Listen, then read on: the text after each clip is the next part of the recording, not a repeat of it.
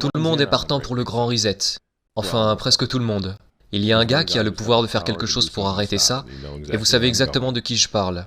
Et ils ont fait une erreur quand ils ont essayé de mettre Trump de leur côté. Ils ont invité Donald Trump à Davos, 2 fois je crois.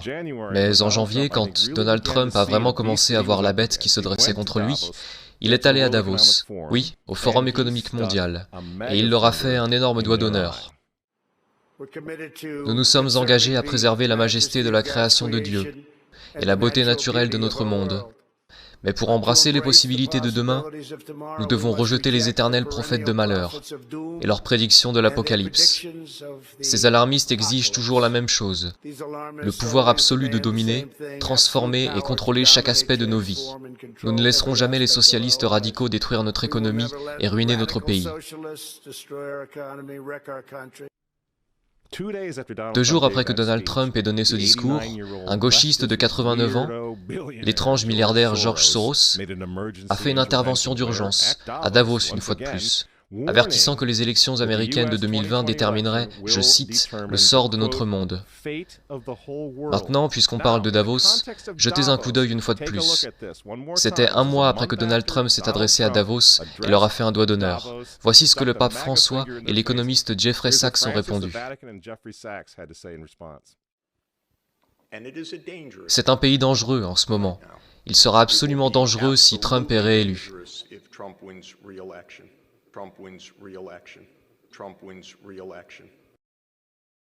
François a invité ce type au synode sur l'Amazonie en tant qu'invité d'honneur et conseiller. Il est aussi conseiller de Bernie Sanders. Qu'est-ce qu'il fait au Vatican? Pourquoi ce type qui est un promoteur, pour le socialiste pur et dur Bernie Sanders, se retrouve en tant que conseiller pour le pape? Pourquoi a-t-il ses accès au Vatican?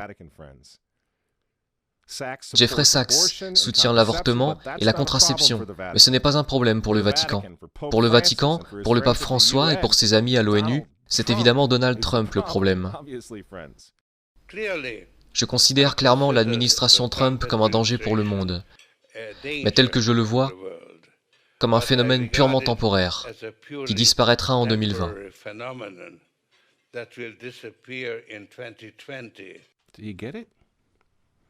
Vous comprenez? Vous voyez pourquoi il y a tant de haine envers Trump?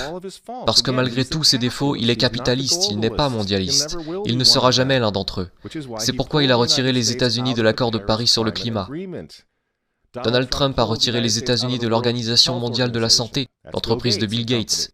Et maintenant, il menace de retirer les États-Unis de l'Organisation mondiale du commerce. Les gens disent « Oui, Donald Trump s'est marié 2 fois, c'est vraiment un homme mauvais. Mais il est en train de tenir tête à des démons. Personne n'a dit qu'il était saint. Il frappe les vaches sacrées des Nations Unies dans le monde entier en ce moment même. » L'Assemblée générale vote couramment à 185 voix contre les États-Unis sur presque tous les sujets désormais. Et vous vous souvenez, puisqu'on parle des Nations Unies, en novembre 2019, juste avant que le coronavirus arrive, Trump est allé aux Nations Unies, à l'Assemblée générale, et il a déclaré la guerre au mondialisme. Les dirigeants avisés mettent toujours le bien de leur propre peuple, de leur propre pays, en premier. L'avenir n'appartient pas aux mondialistes. L'avenir appartient aux patriotes. Peu après le discours que Donald Trump a livré à l'ONU, que s'est-il passé? Le coronavirus s'est répandu dans le monde, et l'économie américaine qui était en plein essor a été mise sous assistance respiratoire. Pensez-vous que c'était un accident? Donc quand ils vous disent, et qu'ils nous disent à tous, de rester à la maison, de porter un masque pour que grand-mère ne tombe pas malade, vous devez comprendre ce qui se passe vraiment. Ils ne se soucient pas de votre grand-mère. Ils ne s'occupent pas des personnes âgées. Ils ne se soucient pas des bébés. Ils veulent les avorter, afin de pouvoir sauver notre société. Ils avortent des millions de bébés dans le monde entier. Ils ne se soucient pas des bébés, ils ne se soucient pas des personnes âgées. En réalité, si vous voulez sauver votre grand-mère, dites aux mondialistes de rester loin d'elle. Vous vous souvenez comment certains d'entre eux, comme Cuomo ou d'autres du même genre, ont renvoyé des patients atteints du coronavirus dans les maisons de retraite? Voilà à quel point ils se soucient de votre grand-mère. Et le but du jeu est maintenant de mettre l'économie des États-Unis à genoux, la réduire à néant, pour que tout le monde réclame le grand reset. rendre cette nouvelle normalité si anormale que même vous et moi, vous savez, dans un avenir proche, nous supplierons pour avoir des vaccins. Car on nous aura rendus fous à ce moment-là, à mendier pour tout ce qui nous gardera en sécurité, selon nos geôliers et gardiens, et nos gardiens de zoo, vous voyez. C'est ce qu'ils veulent. C'est pourquoi ils continuent à utiliser ce terme de nouvelle normalité. Vous voulez combattre ? Retournez au travail, retournez à l'école. Si vous êtes en bonne santé, retirez votre masque. Et pour l'amour de Dieu, retournez à l'église et priez pour que Trump l'emporte en novembre. C'est à ça que sert le grand reset. Le faux dossier russe, l'impeachment.